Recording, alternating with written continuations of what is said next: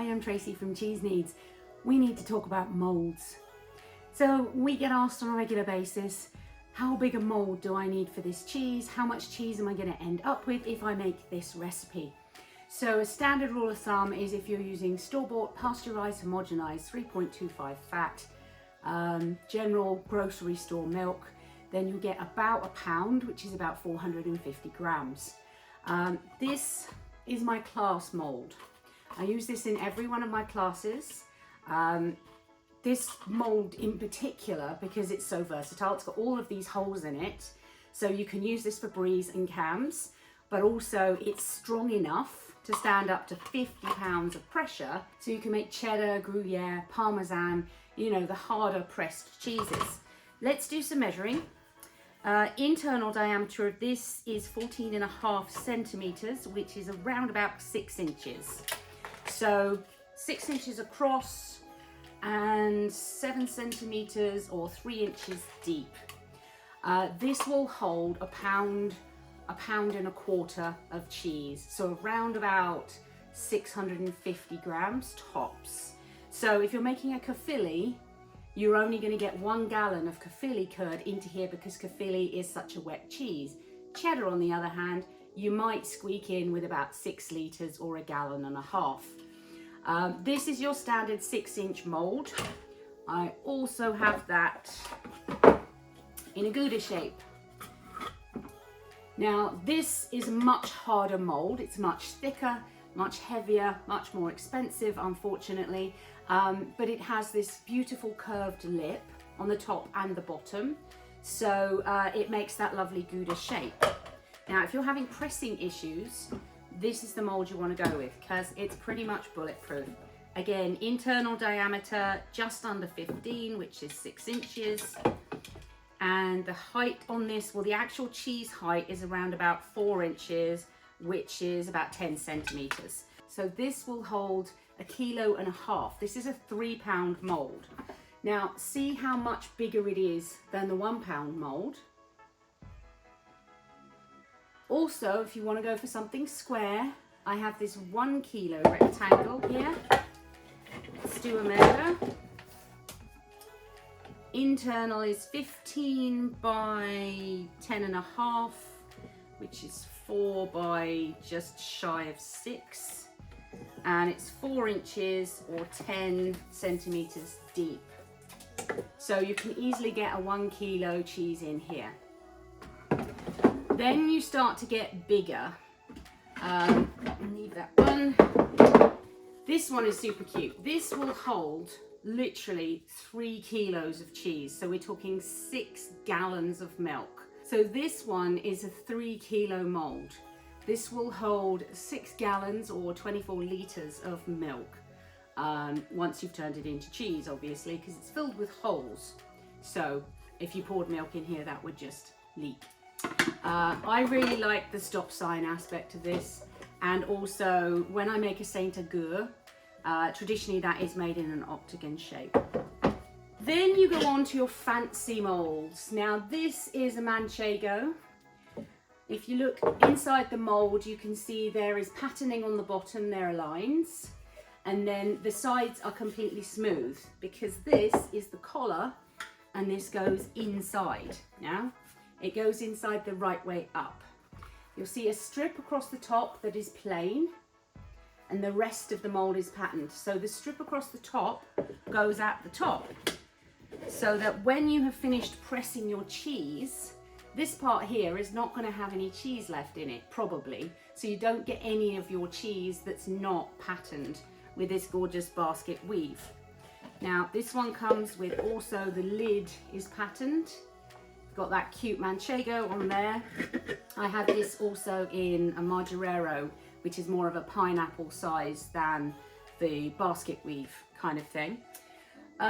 If you're looking at large quantities, so homesteaders, I'm talking to you if you've got a cow, this is a 4 kilo mold. It's a Gouda mold, so it gives you that lovely curve. Let's get some measurements on this. Pretty sure this is an 8-inch, yep, 8-inch or 20.5 centimeters. To the bottom of the curve is 6 inches or 15 centimeters. And as I said, this will hold 4 kilos of cheese. So you're looking at 8 gallons of store-bought milk. If you've got your own cow and you're using raw, the yield will be higher. So probably 7 gallons of raw milk tops for this guy. Then the biggest mold that I do, this one is a 5 kilo, so 10 gallons store-bought milk, probably 9 gallons of raw milk. Now there's a really deep lip on this one. The whole of this, almost the whole of this is domed. So there is a really, really deep lip on this one. You get a much more pronounced curve. It is bigger than my head. The downside with this mold, which internal is 25 centimeters or just under 10 inches. External is 6 inches or 15 centimeters. The downside with this is if you have a mold like this, it won't fit in my presses. So if you have your own press that you've built, that's fine. This guy will not fit in this press or in my lever arch press, in my Dutch press. It won't fit, okay? So if you're working with your own press, then you're fine. This is the mold you want to go for the biggest amount of cheese that you can possibly make in one go. Otherwise, you would need to go for this one, which does fit.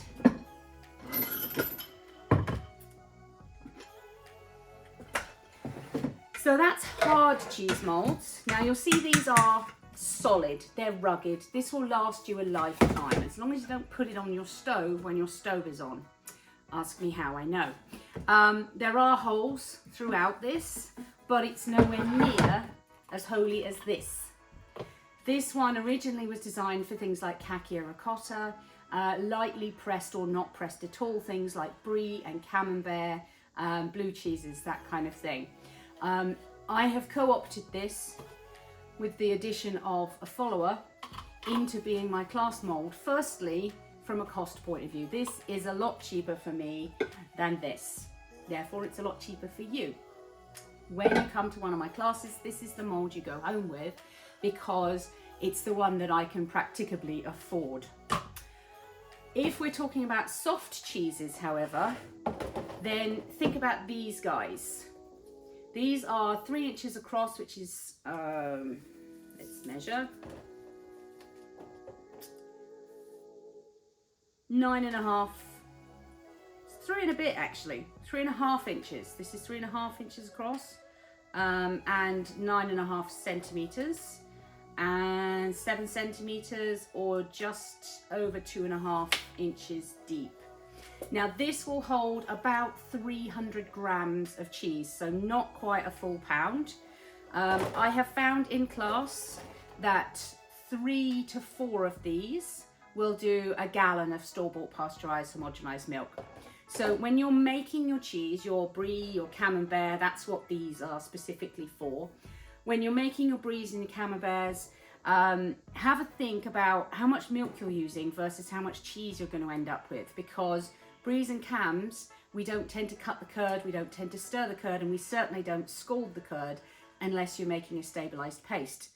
So when you're doing just a regular brie or camembert, you're going to put the whole of the volume of the milk, the curds and the whey, because you haven't cut them and separated them yet, all of that is going to go into these as they slowly drain.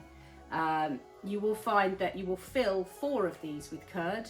You will have to wait about 15 minutes for the drop to happen. Then you can finish filling. You will get 4 litres of curds in here, but you will have to wait in between. I would not suggest ever grabbing an extra mold, because then you'll end up with much smaller cams and bries than you actually want. So as you fill these, and then it drops down and you fill it again, you eventually will get all 4 litres of that curd and whey mass into these molds. By tomorrow, it will be half the size. It will be about an inch, inch and a quarter, which is about 3-4 centimetres, 3 centimetres. And that's perfect for a 3-inch brie or camembert. it will be ready in about 4 weeks. So why do we have molds with lots of holes versus hardly any holes? Well, this is for hard cheeses. You press hard cheeses a lot harder. If you try to press a hard cheese in this one, and you can, they slot, you can use that as a follower and, you know, stack them even if you really want to. If you do that, you're going to need to use a cheesecloth, which we generally don't with these molds.